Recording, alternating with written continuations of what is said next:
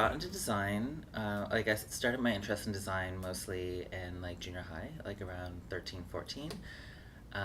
Mostly started with architecture and interior design. I wanted to be an architect for a long time. And more into high school, it started going into more the fashion direction. Honestly, What Not to Wear was like one of my biggest like turning points. I was like obsessed with that show. Yeah, and then kind of like taught myself how to sew, and then I started studying at NASCAD, the Nova Scotia College of Art and Design, fashion, textiles, and photography, and started participating in the Wearable Art Shows. And now the Ryerson Wearable Art Show, yeah, which is awesome.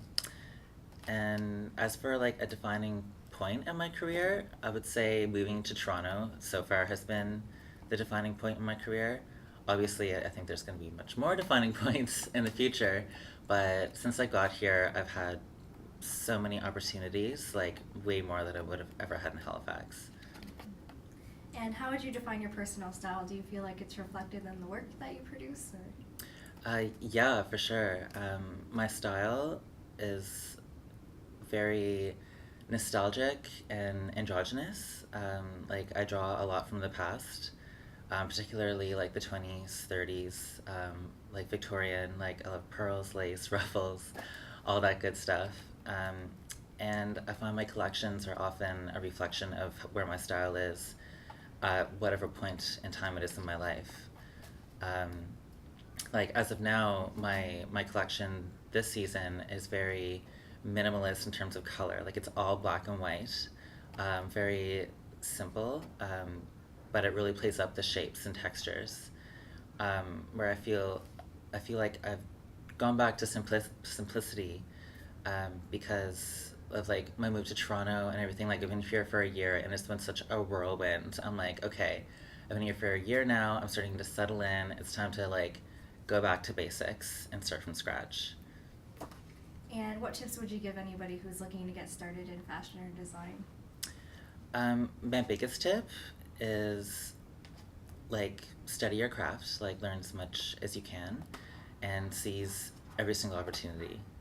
Um, yeah, like meet as many people as you can, get your name out there as much as you can, and show your work as much as you can, and opportunities will just keep coming your way. And what inspirations did you have for the piece you created for the show?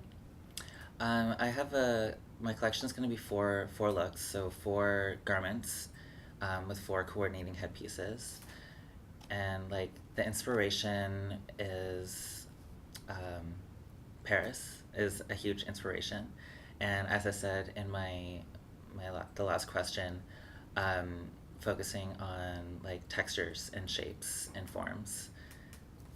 And you're put into a Freaky Friday situation where you can switch lives with anybody you want for a day. Oh my gosh, this is like the hardest question. Who would it be and why? I chose Lady Gaga. She's been one of my biggest inspirations, which I'm sure so many people have said. But I feel like she is such a good representation of like music, of course, art, fashion, hair, makeup. She really touches on every single point, and her life is just such constant change. I feel like a day in her life would really be like the most bang for your buck in experiencing what it's like to really be successful and out there and get a good taste for what it would be like. And where can readers find out more about you and your work? Readers can find out more about my work, on my Facebook page. It's facebook.com/Sebastian Couture Canada, or by simply like Googling Sebastian Couture or Sebastian Blagdon. There's like articles and stuff online.